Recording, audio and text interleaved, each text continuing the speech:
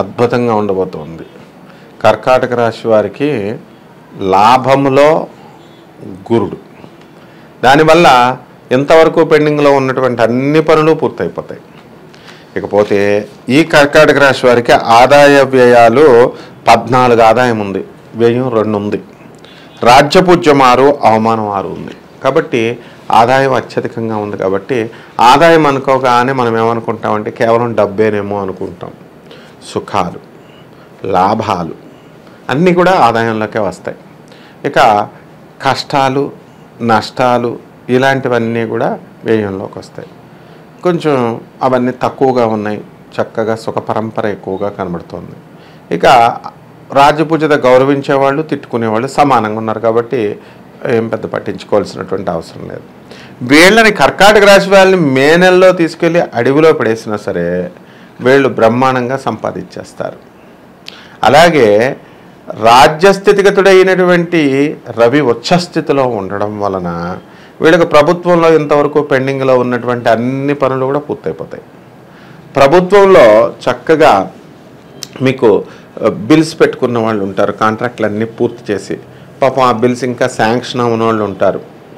ఇది irrigation department, state government, railways ఇలాంటివి వాళ్ళందరికీ కూడా బిల్లు వచ్చేయడానికి అవకాశాలు ఉన్నాయి. ఇక వృత్తి ఉద్యోగ విషయాల దగ్గరికి వచ్చేసరికి ప్రభుత్వ ఉద్యోగస్తులకి, ప్రైవేట్ ఉద్యోగస్తులకి ఇద్దరికి కూడా చాలా బాగుంది. అయితే మనకి ఈ కర్కాటక రాశి వారికి ఎప్పుడు మనకి 14 మే తర్వాత రవి లాభస్థితిగతుడవుతున్నాడు. విశేషమైనటువంటి లాభాలు కలగడానికి అవకాశాలు ఉన్నాయి. ఇంతకీ పాపం ఈ కర్కాటక రాశి వారి యొక్క ప్రయాణం ఎలా ఉందంటే గూడ్స్ బండిలాగా ఉంది. ఈ యొక్క అష్టమ శని వల్ల ఏ పని పట్టుకుంటే ఆ పని భస్మం అన్నట్టుంది. ఇప్పుడు కొంచెం రాహుబలం పెరిగింది, భాగ్యంలో ఉన్నటువంటి రాహువు, గురుబలం పెరిగింది. దానికి తోడు రవి బలం ఈ మే నెలలో విశేషించి 14వ తారీఖు నుంచి పెరుగుతుంది. కాబట్టి వీళ్ళకి కర్కాటక రాశి వాళ్ళకి ఏం పర్వాలేదు. ఇక వ్యాపారాల దగ్గరికి వద్దాం. వ్యాపారాల్లో ఏమవుతుంది, ఎలక్ట్రానిక్స్ వ్యాపారము, తర్వాత సాఫ్ట్వేర్ కొత్త బిజినెస్లు చేస్తున్న వాళ్ళు, ఆల్రెడీ సాఫ్ట్వేర్ రంగంలో ఉన్నటువంటి వాళ్ళు ఉన్నారు. వాళ్ళందరికీ కొత్త కొత్త ప్రాజెక్ట్స్ రావడానికి అవకాశాలు ఉన్నాయన్నమాట. ఇక ఇనుము సంబంధించినటువంటి వ్యాపారాలు వీళ్ళు మొదలు పెట్టకూడదు. ఆటోమొబైల్ షాపులు స్టార్ట్ చేయడం, ఇనుము ఇవి ఉంటాయి కదా, ఇవి ఐరన్ అండ్ స్టీల్ ఇండస్ట్రీస్, దాంట్లో ఎవరైతే కర్కాటక రాశి ఎంప్లాయీస్ ఉంటారో అటువంటి వాళ్ళు కూడా బ్రహ్మాండంగా వాళ్ళ అన్నీ కూడా సెటిల్మెంట్లు అయిపోవడానికి అవకాశాలు ఉంటాయి. కాబట్టి అంటే ఇప్పుడు ఐరన్ సంబంధించినటువంటి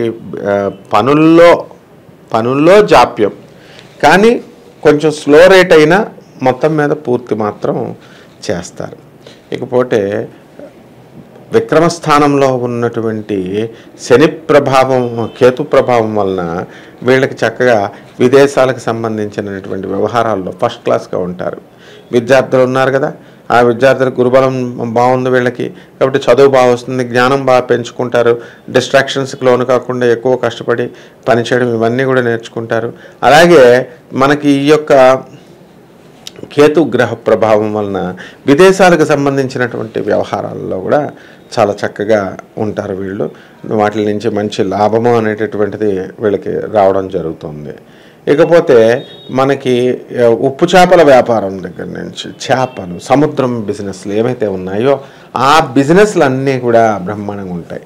ఇక చైనాకి, ఫారిన్ కంట్రీస్, బంగ్లాదేశ్కి ఎక్స్పోర్ట్స్, ఈ డ్రగ్స్ ఇవన్నీ ఎక్స్పోర్ట్ చేస్తుంటారు. డ్రగ్స్ అంటే మందులు, అటువంటి ఫార్మా కంపెనీస్, అలాంటివన్నీ కూడా మంచిగా లాభాలు ఈ కర్కాటక రాశి వారికి రావడం జరుగుతుంది. కర్కాటక రాశి వారికి పాపం మానసిక సమస్యలు ఉన్నాయి. భర్తలు గొడవలు, భార్యాభర్తల గొడవలు, కోర్టు సమస్యలు ఇలాంటి వాటి వల్ల. అయితే ఆరోగ్యం సమస్య దగ్గరికి వచ్చేసరికి ఏమవుతుందంటే ఉబ్బసం, ఇలాంటి ఆయాసము, ఒబిసిటీ ఇలాంటివి రావడానికి అవకాశాలు ఉంటాయి. కాబట్టి ఈ యొక్క తిండి ప్రాపర్ టైంకి మనం తింటూ, తర్వాత మానసికంగా ఉల్లాసంగా ఉండడానికి చక్కగా లైక్ మైండెడ్ ఫ్రెండ్స్తో ఉండడము, ఉమ్, మిమ్మల్ని డిప్రెషన్కి గురి చేసేటటువంటి వాళ్ళు, మీకు అంతా సోది చెప్పి బాధ పెట్టేటటువంటి వాళ్ళు, నిరుత్సాహపరిచేటటువంటి వాళ్ళు, ఇలాంటి వాళ్ళని కనుక మనం దూరంగా ఉంటే ఈ కర్కాటక రాశి వాళ్ళకి బాగుంటుంది. ఇకపోతే ఈ కర్కాటక రాశి వాళ్ళు ఇప్పుడు ఇల్లులు కడతారు. ఆ ఇల్లులు తక్కువ రేటుకి కొని ఎక్కువ రేటుకి అమ్మడము, ఇలాంటివన్నీ కూడా జరుగుతాయి. ఏదైనప్పటికీ కూడా మనకి ధన లాభం అనేటటువంటిది కర్కాటక రాశి వారికి కనబడుతుంది. ఇక నూతనంగా ప్రభుత్వ ఉద్యోగాలు ఇవి రావడానికి కూడా అవకాశాలు ఈ నెలలో కనబడుతున్నాయన్నమాట. అందువల్ల ఎవరైతే కోర్టు సమస్యల్లో ఉన్నారో అటువంటి వాళ్ళు ఈ కోర్టుల్లో కేసుల్లో కనుక వీళ్ళు వేసుకున్నట్లయితే వాళ్ళందరికీ కూడా ఒక రిలీఫ్ అనేటటువంటిది రావడానికి అవకాశాలు ఉన్నాయి. అలాగే మనము కొంచెం ఈ కర్కాటక రాశి వాళ్ళకి ఏంటంటే కొంచెం ఓవర్ కాన్ఫిడెన్స్ ఎక్కువ ఉంటుందన్నమాట. సో ఈ యొక్క ఓవర్ కాన్ఫిడెన్స్ని మనం తగ్గించుకున్నప్పుడు చక్కగా భర్తతో, భార్యలతో, వీళ్ళకి జీవిత భాగస్వాములతో, అలాగే వ్యాపార భాగస్వాములతో కూడా వీళ్ళు ఎదుర్కోగలుగుతారు. ఏ వివాదాలు ఇవన్నీ కూడా ఏమేమి ఉండవు అన్నమాట. అంటే చేపల రొయ్యల చెరువులు చేసేటటువంటి వాళ్ళ పరిస్థితి బాగుంటుంది.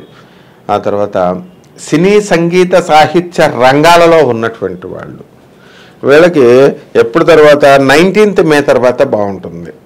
సినిమా హీరోలు అవనియండి, సినిమా హీరోయిన్లు అవనియండి, వీళ్ళందరికీ కూడా పేమెంట్లు మంచిగా రావడము, ఆందోళనలు ఈ కళాకారులకి అందరికీ రావడము, ఇవన్నీ కూడా ఉంటాయి. టైలర్లకి ఇది మంచి తరుణం. బట్టల బిజినెస్ కూడా చాలా బాగుంటుంది.